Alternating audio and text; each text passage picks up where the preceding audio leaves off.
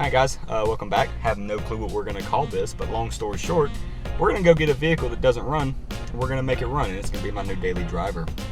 First things first though, we have to go get a trailer. So, and here we have trailer.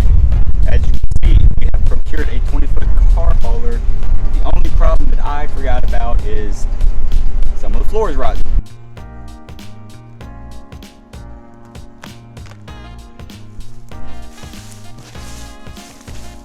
We're going to try to pick up a car with it today, so we're going to see how this goes. Probably not well, but fingers crossed. Had a little fun with the tongue jack in the fact of I broke it because I tried to send it up too high and unthreaded the screw on it. But we got it. So anyways, this was the easy part that took us 45 minutes to figure out. So, loving life right now.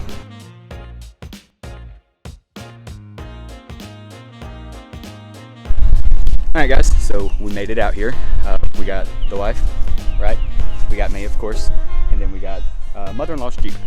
Because I don't have a truck yet, but that's why we're here. Because if you look behind me, you'll see this little turd that we got going on right here, okay? So this is an '83 Ford Ranger, all right? It belongs to my wife's grandfather, which I guess now he's my grandfather. Anyways, so this right currently is a rear-wheel drive only. There's no 4x4. It is a 5-speed, which is, or is it a 4-speed? It's a 4-speed, which is good. That's kind of one of the reasons that's, you know, it's really fun. It's got a 2.4 liter 4-cylinder in there right now. Not that good. Honestly, it's kind of duty for what I'm trying to do with it. So we have plans for either a small block Ford 302, 351 style, or an LS swap, which is going to be the more fun route. So we'll see what we go with. It's also going to get lifted, 4-wheel drive, the whole thing. Anyways, so we learned something today, all right? We tried to do this without the key because I was like, oh, well, it's a manual. I can just, you know, shimmy a coat hanger through the door because I've had to break into my own car once or twice. Just life, you know, teenagers, bad at things, forgetful. But as you can see, it doesn't always pan out. We kind of just had to break the glass.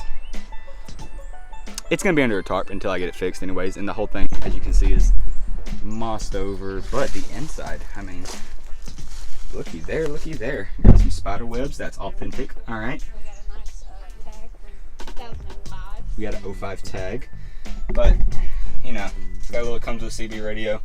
Probably gonna yank it, but the OG dash is just in phenomenal shape right now. In phenomenal shape. And I mean, it looks fantastic for its age. But let's pop the hood. First time on camera. The wife has actually been killing it with the smarts today. She's been big braining it up. Yep, you hear all that glass? All right, so. And I can get further back. Yeah, just please don't fall. I'm not worried about the phone. I'm worried about you. There you go. Okay, so here we have it. It's the pitiful 2-liter 4-cylinder that came in these things. Great for gas mileage. I don't know what it gets, but I mean, it's a 2-liter. It can't get that good. It was also during the oil crisis back in '83, so it had to have, it couldn't make a lot of power, so it had to be kind of fuel efficient. Currently infested with ants, so that's fun. But the thing that we know is wrong with it is a carburetor stud was stripped. I don't know which one. So we're debating on getting a new intake manifold, but those kind of cost more money than I think it's worth, especially if I'm just gonna be pulling the engine.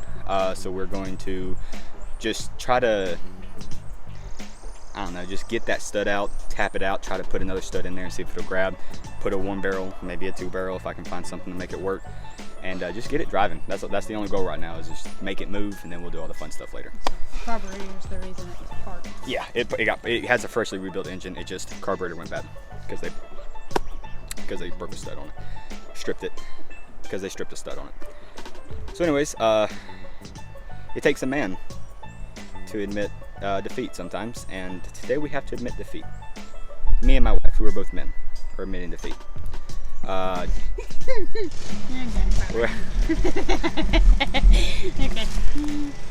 We had a couple problems. Hopefully you can hear me over the lawnmower. We had a couple problems. Just first of all, it took us like an hour to get the actual trailer. I broke it. I broke the jack, and then I had to fix fix the jack on the trailer.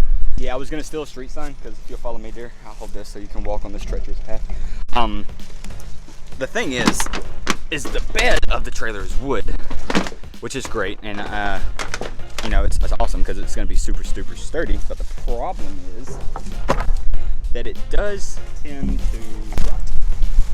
And we're trying to pull it up, but you know, the wife is helping me, is doing her best. I'm thankful for it. But we were a little off the trailer alignment. You can see they just need to be a little more this way. But that's okay. We're gonna come back another day. Another reason why we're here is we're gonna come back. Probably not tomorrow. Probably not the day after. Probably in 1 to 2 to 3 weeks. There's another vehicle on this property. There's actually 2 that I could have, but there's only 1 that I'm gonna take. So right behind me is actually a limited edition mid-80s RX-7. This is the one with the spinning Dorito underneath the hood. Yeah, she looks a little crusty. I got it. She looks a little, no, you're good. Looks a little crusty, but that's, I mean, it's been sitting here for a while. So we have literally no idea what's in it. We haven't even, this is gonna be the first look. Oh wow. Oh, It's good like it's a stick too. Oh, we may keep the rotary in this type of. Yeehaw. Welcome to MTV. This is my crib. Shut up. Wow. That doesn't look bad. This is actually in great shape. Honestly. They had it. Oh, here we go. I can tell you what year it is. It is it's an 82 actually. Or it's an 83. It was made in February of 83. So I have 2 83 vehicles now. This interior.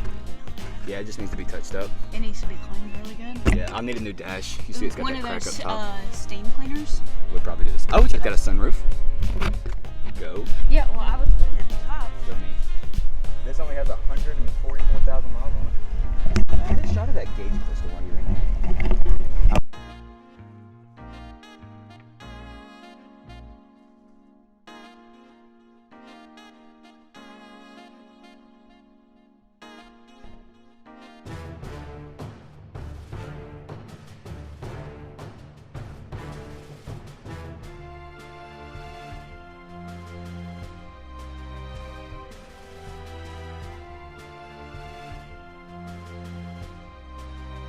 Alright, so, good news. We got the old spinning Dorito still in there. A lot of people take them out. It might still be bad, I'm not gonna lie. Something's biting me. It's okay. We'll deal with that later. Looks a little crusty. Has to be expected. I'm pretty sure.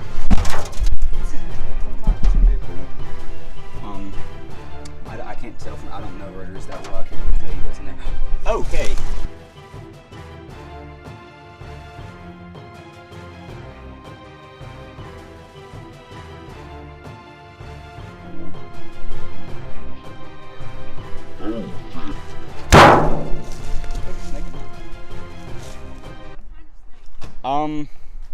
Chicken snake, I believe. Yeah, it looked like a chicken snake. I just didn't want to be around it. I kept seeing it. I was like, that's a weird looking nest. It was not a nest. That was a snake. Oh yeah, this is a racing trailer. I guess I forgot to mention that. It does have Mustang tires on it. This adds an extra 5,000 pounds per tire of towing capacity at highway speeds. Are you bullshitting or? I don't. Don't record me.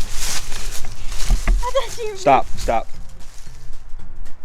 There's grass right there. There's grass right by your foot. Don't touch the grass.